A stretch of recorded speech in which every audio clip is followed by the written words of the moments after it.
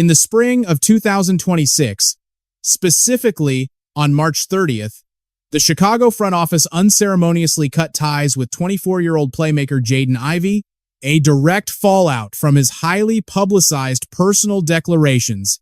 Yet the aftermath of that organizational decision unspooled into a complex, gripping narrative stretching far beyond the anticipated boundaries of a standard roster move. Surfacing intelligence suggests the young athlete reportedly approached federal investigators, potentially unearthing systemic league operations that have now seemingly catalyzed a sweeping, high-stakes governmental inquiry. Currently, murmurs echoing through the sports world indicate that numerous athletes and franchise governors are facing intense interrogations, accompanied by the looming shadow of criminal charges. The looming threat of permanent bans and profound institutional penalties has the capacity to fundamentally alter the established bedrock of professional basketball. We are critically examining this unfolding saga, analyzing the depths of the guard's disclosures, navigating the current legal landscape, and reflecting on the monumental implications for the league's enduring legacy. This is a profound moment of reckoning, one that possesses the sheer gravity to rewrite the history of the sport as we know it. The journey originally began when the Detroit organization selected the promising talent 5th overall during the first round of the 2022 draft. Before reaching the pros, he carved out a dominant collegiate legacy with the Purdue program, earning unanimous national accolades and elite Big Ten honors during an exceptional second year on campus. Posting 17.3 points, 4.9 boards, and 3.1 helpers a night, the Indiana native carried the heavy burden of being projected as a generational foundational piece. Greatness ran deep in his lineage. His mother, Neela, commands ultimate respect on the sidelines as the head coach of the prominent Notre Dame women's squad. The hardwood was practically his birthright, though his early athletic diet included gridiron battles, pitch matches, and martial arts, before he wholly dedicated his mind and body to hoops during his 9th grade campaign. He spent the initial trio of his prep years honing his mental toughness and physical craft at Marion High in the working-class town of Mishawaka.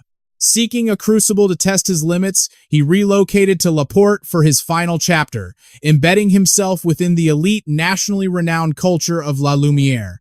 His arrival in the Motor City was supposed to be the crucial catalyst for a franchise desperate to construct a resilient, championship-contending culture.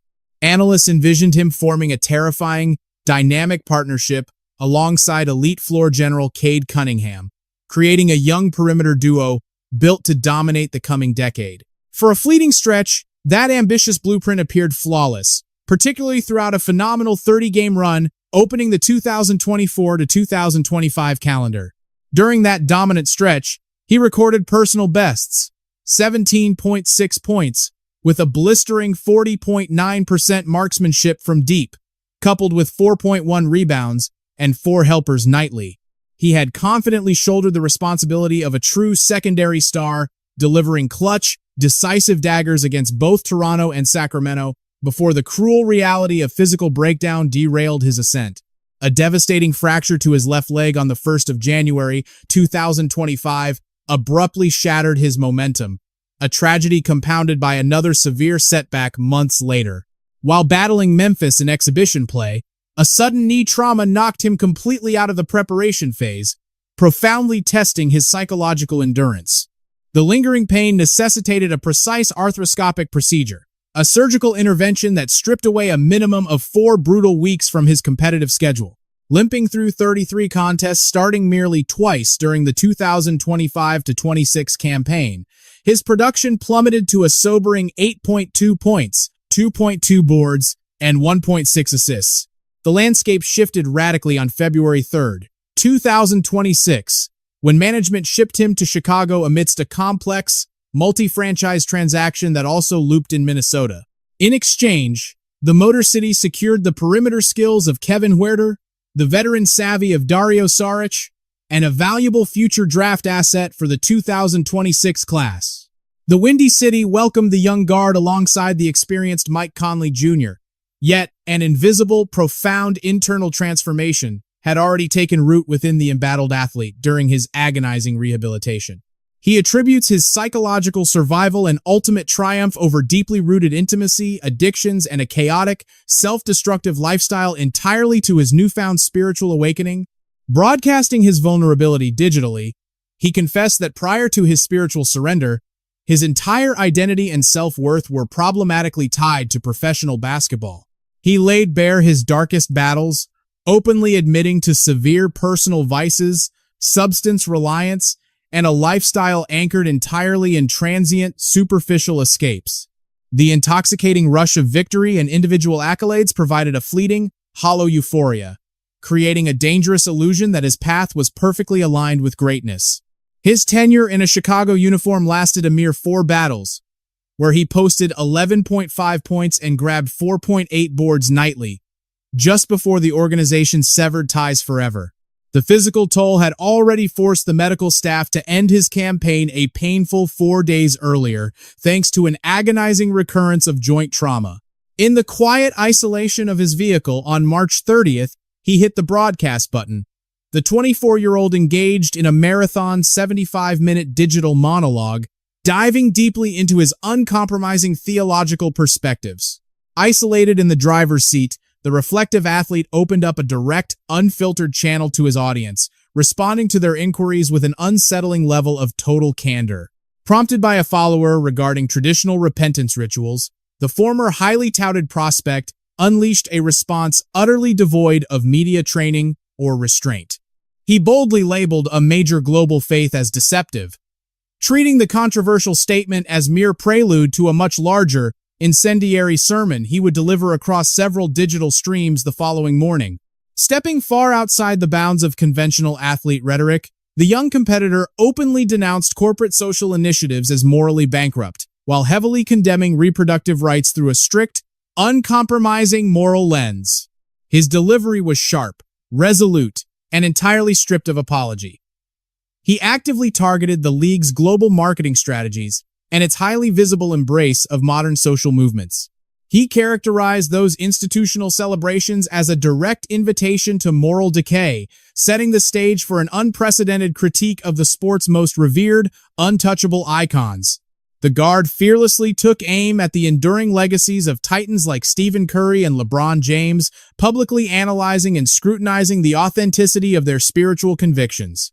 Speaking directly into the lens, he singled out the legendary marksman, explicitly stating the champion lacked true divine connection and offering a public plea for his ultimate awakening. He methodically deconstructed the value of championship hardware, dismissing the monumental achievements of generational icons and enshrined Hall of Famers as fundamentally hollow without deep spiritual grounding. From his perspective, the ultimate measure of a man transcends any physical trophy or earthly legacy. Facing final reckoning requires an eternal endorsement rather than a storied athletic resume.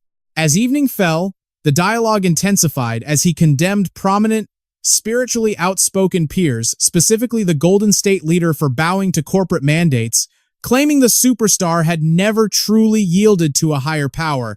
He challenged the public's perception of performative faith, arguing that scribbling Philippians 4:13 across a signature sneaker hardly equates to possessing a profound, tested soul. Prioritizing faith over earthly applause demands a steep price, and consequences arrived swiftly. Chicago officially cut ties, citing behavior that actively undermined their locker room culture.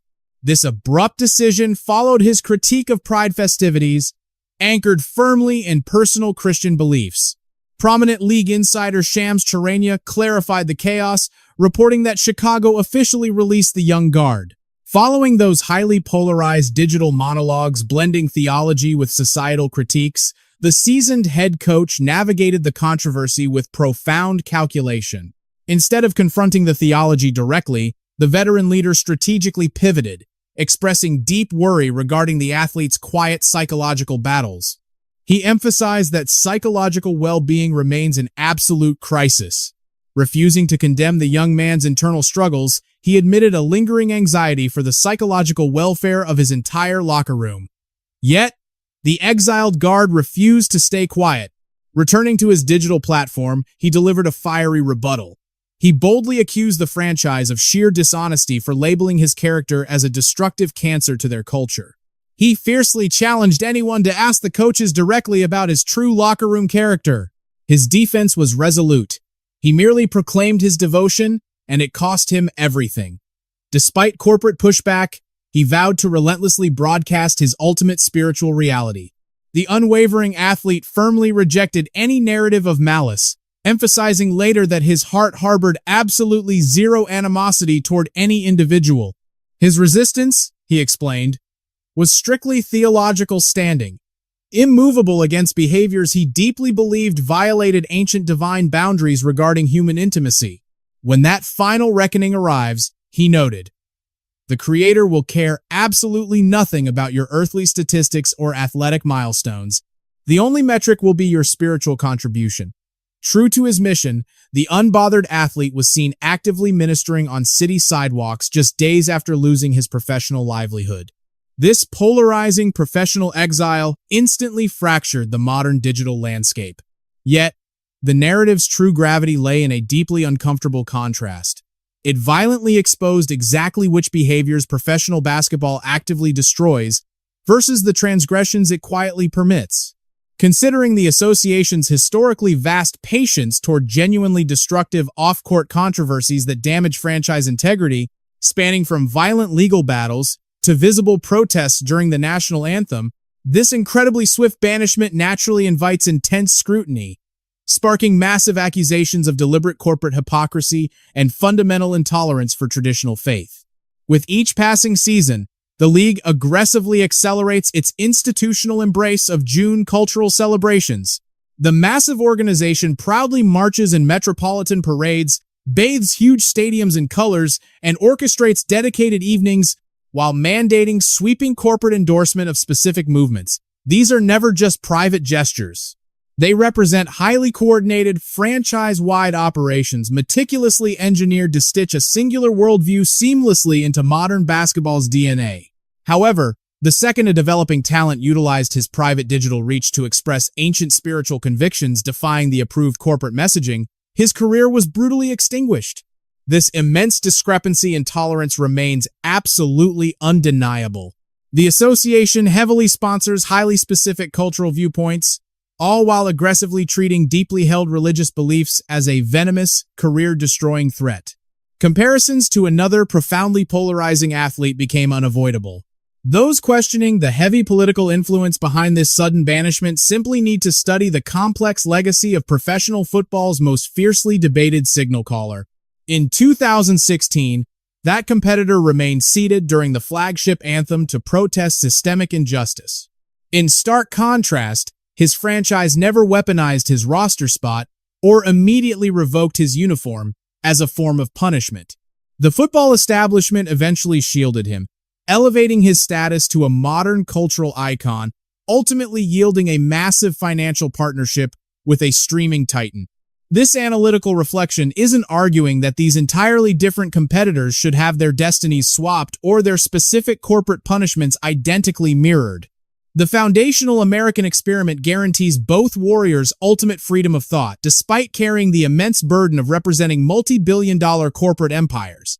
Realistically, a healthy psychological boundary must exist separating a competitor's private, deeply held convictions from their obligated public duties while wearing team colors, but society cannot build an ideological fortress dictating which thoughts are allowed to breathe. The quiet locker room rumblings spoke volumes. A growing brotherhood of gridiron veterans, including Juan Thomas, Ari Thomas, Blake Ferguson, and Damon Lewis, publicly backed the young guard's spiritual resilience. One veteran declared online that true believers carry a non-negotiable duty to amplify their sacred truth. He warned that denying their divine creation carries heavy eternal consequences, gracefully concluding his serious message with an outpouring of unconditional love for everyone. Media records show 9 professionals forfeited $616,000 total for broadcasting discriminatory slurs. Over 14 seasons, the league utilized mere financial penalties and 1 suspension to combat this specific intolerance. Docking paychecks remains standard protocol. However, completely annihilating the career of an athlete already sidelined while recovering from physical trauma enters entirely unprecedented territory. Analytical minds viewed the chessboard differently. Certain critics theorized the front office was desperately hunting for a clean exit strategy regarding a damaged asset, and he unwittingly handed them the perfect weapon. Had he possessed elite superstar gravity, the broadcast would have simply vanished. Ultimately, a professional roster spot remains chained to rigid legal frameworks governing public morality and collective franchise harmony. The cold reality dictates that broadcasting perspectives capable of fracturing the fan base or generating internal friction forces the organization to ruthlessly protect its bottom line first. Government censorship was never the issue here. Instead, his own franchise demanded absolute adherence to their internal code. However, the shifting cultural landscape transformed the simple release of a battered player into a deeply profound statement. Deep ethical dilemmas morphed into partisan battles, turning sanctuaries of pure athletic greatness into strict battlegrounds for ideological control. The true heart of the matter lies beyond professional sports, pointing directly at spiritual leadership. Why did faith communities remain silent while a dedicated young believer sacrificed his career for his convictions? Soon after, the public consciousness shifted, demanding answers to a completely different, darker mystery. If professional basketball stands ready to swiftly banish a man merely for speaking his truth, why does the association hesitate so profoundly when confronting genuine, tangible criminal behavior? While Jaden Ivey lost his livelihood over social media broadcasts, something far darker was quietly brewing one of the most massive federal criminal probes the American sporting world had ever witnessed. By October 23, 2025, the hammer fell. 34 individuals, including active hoopers, retired legends, and professional coaching staff faced devastating federal indictments for orchestrating corrupted gambling and underground card rings. These were no mere locker room whispers. This stretched far beyond fleeting internet outrage. Federal agents were physically breaching luxury hotel suites and exclusive front offices, bringing undeniable warrants and heavy steel restraints. Hall of Fame icon and active Portland Trail Blazers leader Chauncey Billups, alongside retired veteran Damon Jones, and active Miami Heat standout Terry Rozier found themselves detained, accused of deeply anchoring this massive, heartbreaking corruption crisis. Titled Operation Nothing But Bet and Operation Royal Flush, the joint takedown unveiled a shadowy labyrinth fusing illicit insider wagering with ruthless organized crime, alongside profound financial deceit dragging down elite professional basketball icons. Federal Bureau of Investigation Director Kash Patel approached a Brooklyn microphone declaring, "This represents the ultimate insider trading tragedy for professional basketball. That is the grim reality." Meanwhile, the United States Attorney for the Eastern District of New York, Joseph Nocella Jr., labeled the crisis as perhaps the most shamelessly arrogant athletic fraud ever witnessed since the massive nationwide legalization of digital wagering. Exactly 34 individuals were ultimately handcuffed, culminating a grueling, years-long federal pursuit spanning 11 states and bleeding into the tens of millions of dollars. Authorities revealed these sprawling indictments connected directly to 4 distinct mafia syndicates, prompting Patel to describe the sheer financial magnitude of the deceit as completely incomprehensible. The Federal Bureau of Investigation, operating quietly alongside the New York City Police Department, specifically their Unified Organized Crime Task Force, first initiated probes into basketball elites regarding illicit wagering syndicates back in 2023. Agents initially detected deeply suspicious wagering patterns surrounding Rozier during March 2023.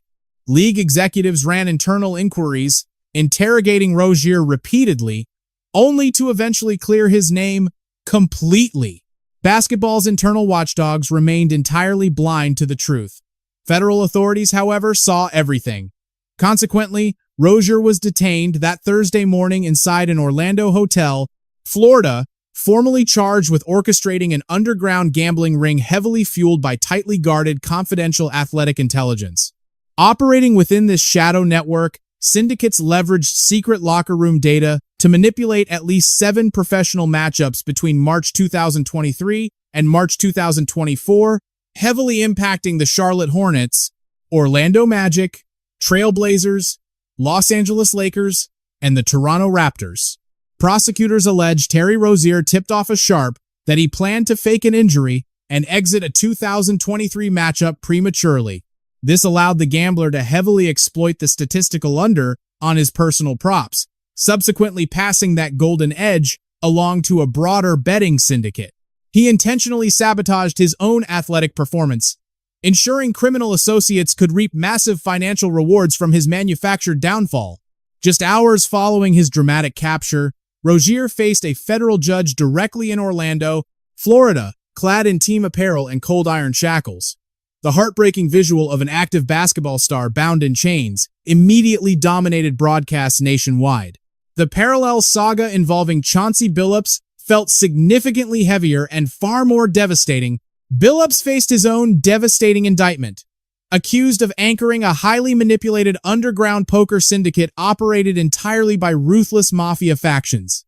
This illicit card circuit lured wealthy targets by parading legendary icons like Billups, subsequently deploying highly sophisticated wireless surveillance tactics alongside mechanically corrupted shuffling devices, ensuring absolute financial dominance for notorious New York mob families. Wealthy targets were reportedly drawn into exclusive matches featuring retired sports heroes across glamorous backdrops like Las Vegas, Miami, Manhattan, and the luxurious Hamptons. Tragically unaware, the targets were surrounded entirely by active co-conspirators in the deception. The opponents, the dealers, and even the mechanical chip counters were entirely compromised. Whenever targeted gamblers resisted settling their manufactured debts, mob enforcers reportedly leaned on sheer terror and brutal intimidation to extract the remaining funds. Director Patel solemnly announced, "We did not merely dismantle the sprawling financial deceit, which these ruthless operators executed beneath the massive, blinding spotlight of professional basketball. We successfully struck at the very heart of La Cosa Nostra, delivering heavy justice directly to the Bonanno, Gambino, Genovese, and Lucchese crime syndicates." Damon Jones, a former player and mentor for Cleveland, who also quietly advised Los Angeles throughout their 2022-23 campaign, reportedly peddled deeply sensitive locker room secrets directly to professional gamblers. Jones maintained an extraordinarily tight brotherhood with a highly revered, top-tier professional basketball star throughout their shared tenures in both Cleveland and Los Angeles, leveraging that sacred trust to extract highly lucrative, confidential athletic intelligence. Federal paperwork shields the icon's identity, yet an insider confirmed to reporter Dave McMenamin that the shadowed figure was actually Los Angeles legend LeBron James. Today, Billups and Rozier both face devastating federal indictments for orchestrating calculated wire fraud conspiracies. Assistant United States Attorney Diane Hu outlined a devastating reality. Every single charge carries a maximum penalty of 20 years behind bars. Yet, this betting controversy was hardly the inaugural moment federal authorities pursued the league's athletes. That calculated sweep in October 2025 truly paralyzed the entire basketball community.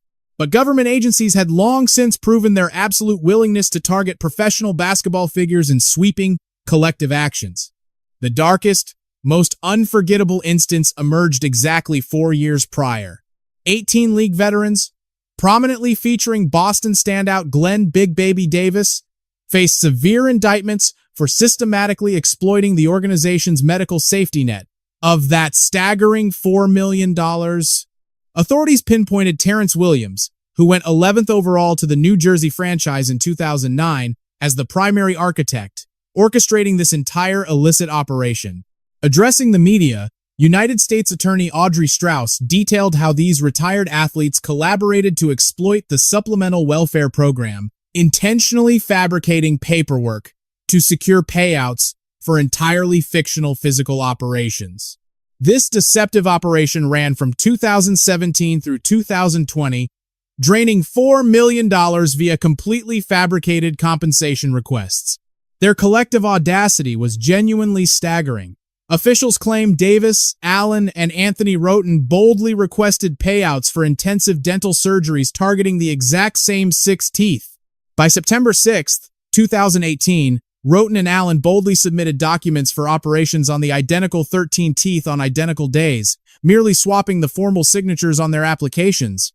The prosecution confidently cited flight itineraries, digital correspondence, alongside undeniable location tracking, which unequivocally proved these men were miles away from any clinic precisely when they were supposedly undergoing these intensive physical procedures.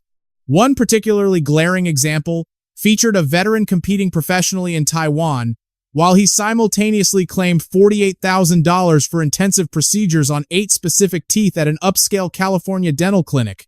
19 distinct individuals ultimately faced formal accusations regarding this deeply expansive deception, prominently featuring 2008 Boston title winner Glenn "Big Baby" Davis, his trusted former teammate Anthony Allen, who captured that exact same ultimate prize, also found himself formally indicted.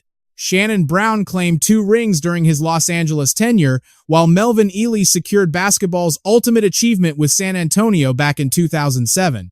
The legal net also ensnared talents like Darius Miles and Sebastian Telfair, 2 highly touted prodigies who leaped directly from the prep ranks to the pros. Officials noted most of these men ultimately navigated highly transient professional paths.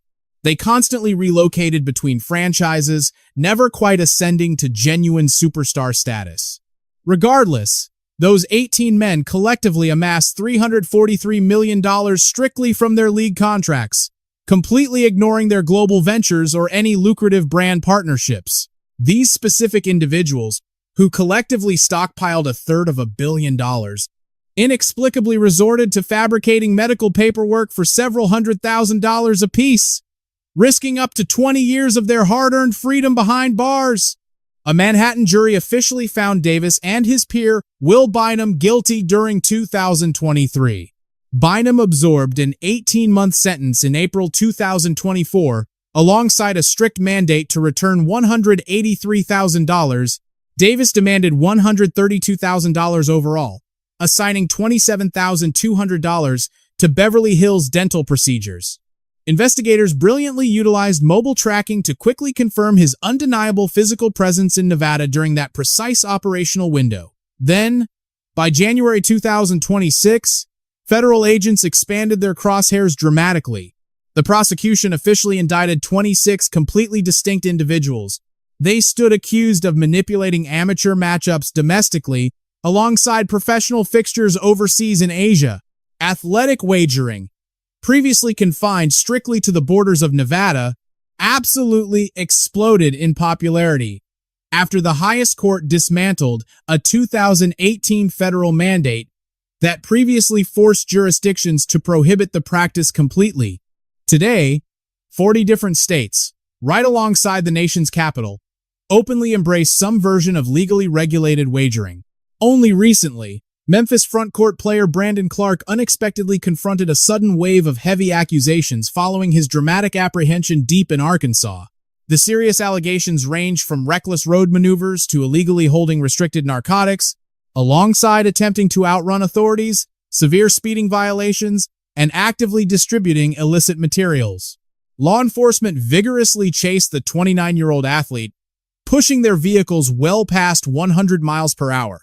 Clark reportedly carved erratically through packed lanes, ultimately surrendering his vehicle only when critical backup units heavily reinforced the intense highway chase.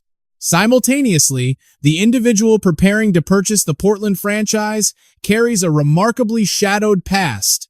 The automotive financing empire that cemented Tom Dundon's immense fortune surrendered a $550 million penalty following an aggressive probe into financial tactics that officials firmly labeled deeply destructive and blatantly exploitative.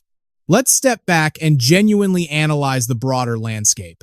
This association currently employs men actively fighting government charges over betting manipulation, mob-tied underground card games, incredibly lucrative medical grifts, actively moving illegal narcotics, and reckless sprints away from blaring sirens, all paired with an incoming billionaire whose primary enterprise previously forfeited massive wealth just to atone for predatory financial extraction.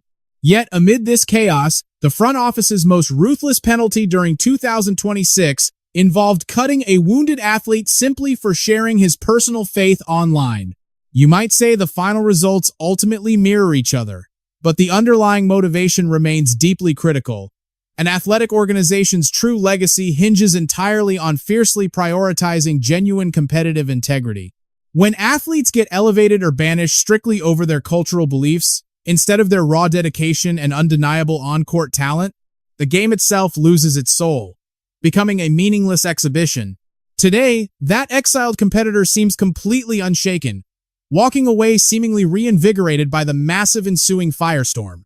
What united those standing behind him went far deeper than basic loyalty, whether toward the young athlete or their shared community. It was sheer grit. A quiet refusal to break when fading away felt infinitely safer.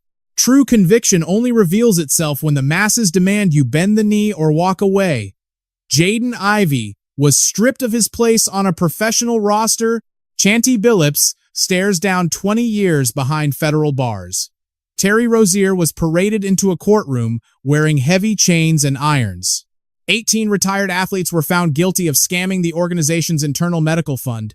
Yet the absolute swiftest retaliation we witnessed, a decisive move executed in mere hours rather than requiring endless government probes, involved permanently exiling a 24-year-old talent simply for sharing sacred scripture on his personal timeline.